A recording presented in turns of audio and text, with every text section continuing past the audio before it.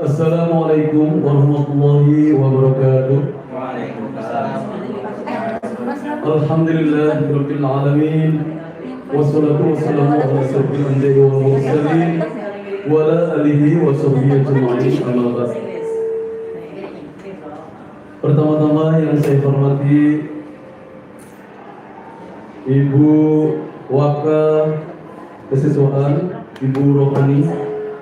Kemudian yang saya hormati Bapak Waka Kurikulum, Bapak Mi'raj Maulana SPD, dan yang saya hormati Bapak dan Ibu Guru. Puji dan syukur kita panjatkan kepada Allah Subhanahu wa taala serta salawat dan salam teruntuk Rasulullah. Pada kesempatan pagi hari ini kita dapat berkumpul bersama-sama di lab dalam rangka yaitu presentasi dari calon guru penggerak Bapak Mi'raj Maulana SPD, yang kali ini beliau akan menyampaikan yaitu modul 1.4 diseminasi aksi nyata budaya positif.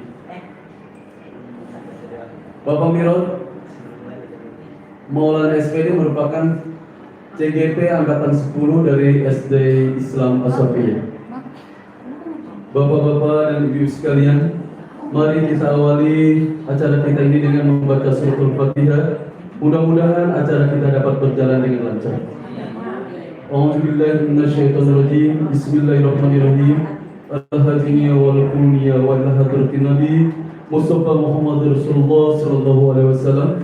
Sayyidillahumul Fatihah. A'udzubillahi minasyaitonirrajim. Bismillahirrahmanirrahim. Alhamdulillahirabbil alamin arrahmanir rahim maliki yaumiddin. Iyyaka na'budu wa iyyaka nasta'in ihdinas siratal mustaqim siratal ladzina an'amta 'alaihim ghairil maghdubi 'alaihim waladdallin. Baik, mari sama-sama kita dengarkan presentasi yang akan disampaikan oleh Bapak Muhammad Mi'raj Maulana SPD. Kepadanya kami persilakan. Siap. Terima kasih Bapak Ibu kesempatannya. Bismillahirrahmanirrahim. Assalamualaikum warahmatullahi wabarakatuh.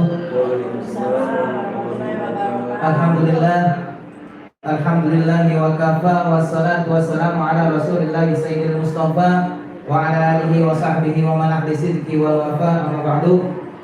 Pagi hari ini kita bersyukur sama Allah, kita masih diberikan nikmat sehat walafiat sehingga kita dapat berkumpul pada pagi hari ini dalam rangka saya memenuhi tugas sebagai calon guru penggerak, yaitu diseminasi aksi nyata budaya positif.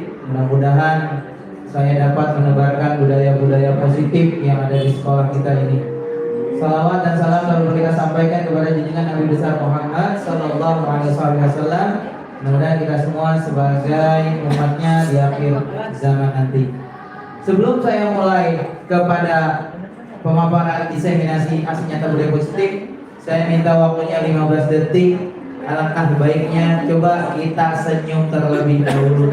Bapak Ibu, saya pengen mengajak, ayo kita senyum terlebih. Konsep inti budaya positif itu diantaranya ada 8, Bapak Ibu. Yang pertama, perubahan paradigma belajar, disiplin positif, nilai-nilai kebajikan, kebutuhan dasar manusia, motivasi perilaku manusia, posisi kontrol guru, keyakinan kelas, dan segitiga restitusi. Mari kita bahas satu persatu. Miskonsepsi tentang teori kontrol kita sebagai guru. Yang pertama, ilusi guru mengontrol murid. Ya, jadi selama ini kita mengilusikan bahwa kita ini mengontrol murid. Ya. Kedua, ilusi bahwa semua penguatan positif efektif dan bermanfaat. Ketiga, ilusi bahwa kritik dan membuat rasa bersalah mampu menguatkan karakter. Yang keempat adalah ilusi bahwa orang dewasa berhak memaksa. Ini adalah stimulus respon. Ya, realitasnya kebutuhan kita sama. Menurut kita kebutuhan kita sama, tapi ternyata teori kontrol itu mengatakan bahwa realitasnya itu kebutuhan kita berbeda. Ya. Yang kedua, semua orang melihat hal yang sama. Tapi menurut teori kontrol, setiap orang memiliki gambaran yang berbeda. Ya, mungkin kita melihat angka 1 dari depan, ya, warna hitam dari depan. Yang belakang sana bilang putih, ternyata dari sana warnanya putih. Di sini kita melihat hitam. Itu ternyata gambaran yang berbeda. Yang ketiga adalah kita mencoba mengubah orang agar berpandangan sama dengan kita. Ya, menurut teori kontrol, kita berusaha memahami pandangan orang lain tentang dunia. Jadi berbeda ya, Bapak Ibu ya. Terus perilaku buruk dilihat sebagai suatu kesalahan, sedangkan teori kontrol mengatakan semua perilaku memiliki tujuannya. Kayak tadi seperti kebutuhan dasar manusianya apa, itu nanti akan saya jelaskan ya. Merubah paradigma stimulus respon ke pendekatan teori kontrol. Itu orang lain bisa mengontrol saya, tapi menurut teori kontrol hanya Anda yang bisa mengontrol diri Anda. Maksudnya diri kita. Kemudian saya bisa mengontrol orang lain, tapi menurut teori kontrol Anda tidak bisa mengontrol orang lain. Ya. Kemudian pemaksaan ada pada saat bujukan gagal. Yang menurut teori kontrol adalah kolaborasi dan konsensus menciptakan pilihan-pilihan baru. Yang terakhir model berpikir menang atau kalah, atau model berpikir menang-menang kalau menurut teori kontrol. Jadi tidak ada kalahnya. Lanjut Bu. Nah, disiplin positif.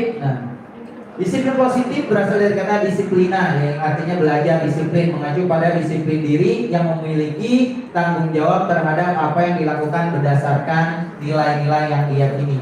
Jadi disiplin positif ini merupakan salah satu cara penerapan disiplin yang bertujuan untuk menumbuhkan kesadaran serta memperdayakan peserta didik tanpa imbalan atau penghargaan atau reward, ancaman atau juga hukuman. Sebagai pendidik, tujuan kita adalah menciptakan peserta didik yang memiliki disiplin diri sehingga mereka berperilaku mengacu kepada nilai-nilai kebajikan universal. Nanti akan kita bahas nilai-nilai kebajikan, dan memiliki motivasi intrinsik dalam perubahan perilaku menuju arah yang lebih baik. Nilai-nilai kebajikan, ya, nilai yang disepakati bersama, lepas dari suku bahasa, agama, bahasa maupun latar belakang. Ini adalah nilai-nilai kebajikan yang nanti bisa kita terapkan di kelas dengan anak-anak kita. Ya, nilai kebajikan ini akan kita ibaskan kepada anak-anak. Nanti akan kita sebarluaskan kepada anak-anak. Ya, contohnya nilai kebajikan institusi atau organisasi. Kalau berdasarkan profil pelajar Pancasila, yaitu beriman bertakwa, bertuhan yang Maha Esa, berakhlak mulia, berkebinekaan global, gotong royong, mandiri, kreatif, serta bernalar kritis. Kalau menurut IBO, Primary Years Program atau toleransi, rasa hormat, integritas, mandiri, antusias, empati, keingintahuan, kreativitas, kerjasama, percaya diri, dan komitmen. Atau keterampilan hidup ini, life skill ini mengatakan dapat dipercaya, lurus hati, pendengar yang aktif, tidak merendahkan orang lain, dan memberikan yang terbaik pada diri. Nah, ini akan kita bahas tentang kebutuhan dasar manusia. Yang kita tahu kebutuhan dasar manusia itu sandang, pangan, papan, ternyata banyak. Ya, kebutuhan dasar manusia adalah segala sesuatu yang dilakukan mendapatkan apa yang diinginkan. Seluruh tindakan yang kita lakukan memiliki tujuan tertentu, dan semua usaha terbaik yang kita lakukan adalah dalam rangka agar kebutuhan dasar kita terpenuhi dengan baik.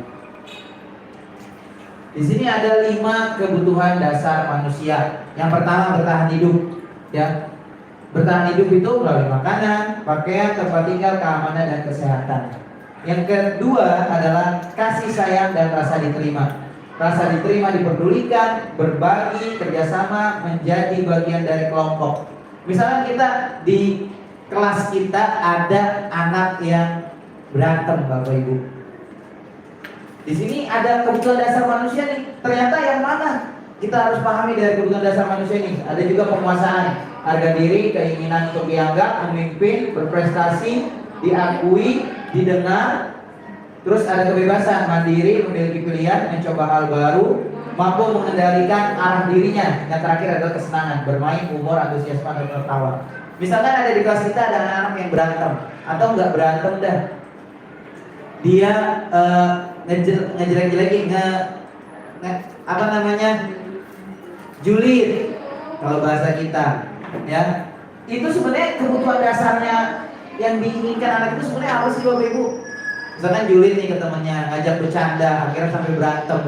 Kira-kira menurut Bapak Ibu kebutuhan dasar anak tersebut yang mana masuknya dari kelima ini?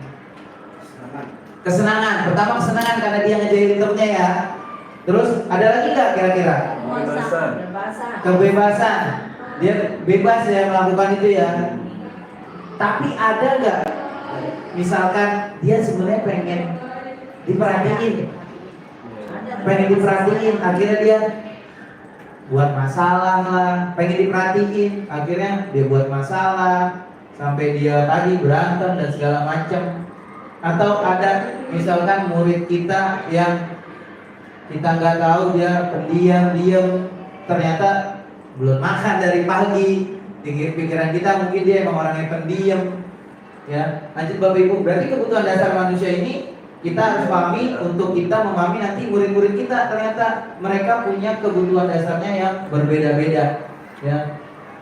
Atau penguasaan, biasanya penguasaan ini masuknya kemana? Tipe yang mana Bapak Ibu? Misalkan anak-anak yang tipenya pengen penguasaan, contohnya kemana? Keinginan untuk dianggap, misalkan dia mau mengontrol orang lain. Jadi mau menguasai orang lain itu dia termasuk ke penguasaan, ya. Pengen diakui kalau dia itu berprestasi hebat, itu masuknya ke penguasaan. Lanjut.